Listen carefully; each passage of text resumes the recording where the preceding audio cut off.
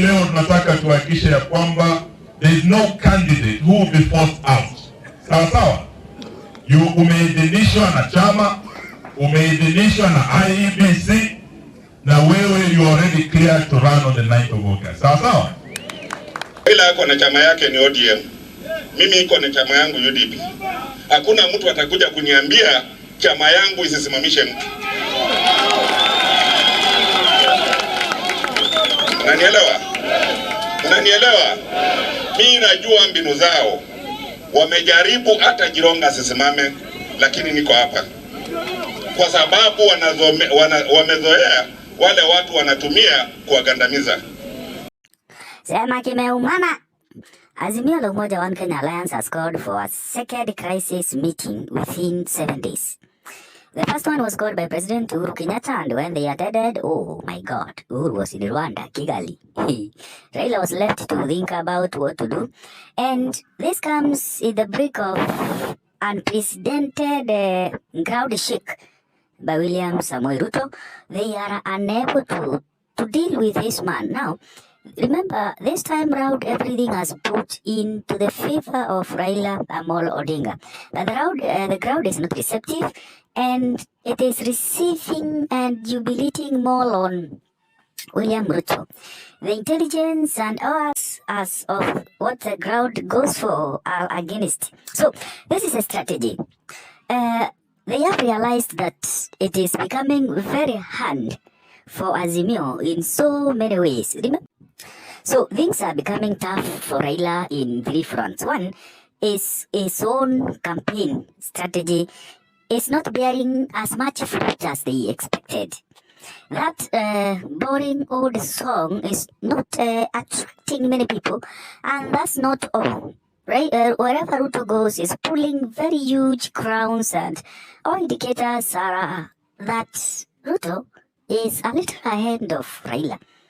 And if things go like this one, it will be problematic for Raila. Secondly, it looks like there is some infighting and subtle rivalry between the parties that make this Azimio One Kenya coalition.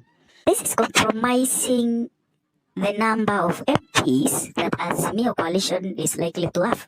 Now, this would be a repeat of 2008-2012 Parliament, where ODM, which was not the ruling party, had more members in parliament than PNU, the ruling party.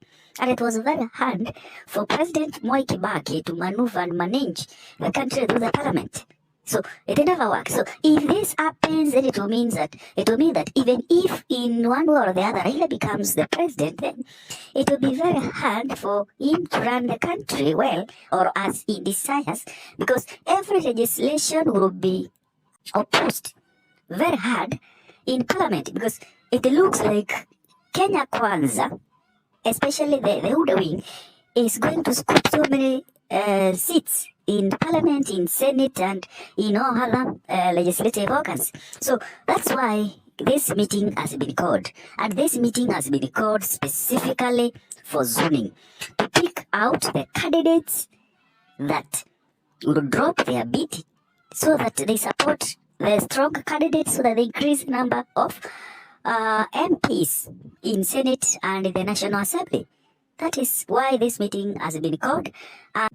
Most of the candidates have termed this one as being very unfair to them, because when William Ruto was calling people to his current home and talking to them, building consensus so that some drop their bid for others, and maybe people said he was coercing people, he was forcing them, well, it might not have sounded well those days, but it is now becoming clear that it was a very wise move then for people not to have campaigned as much as these people have campaigned. As you have listened to Cyrus Jirongo and Wamalo, Eugene, they are saying that people have been allowed, they have been vetted and nominated, allowed to vie by their political parties, the NEC of their parties.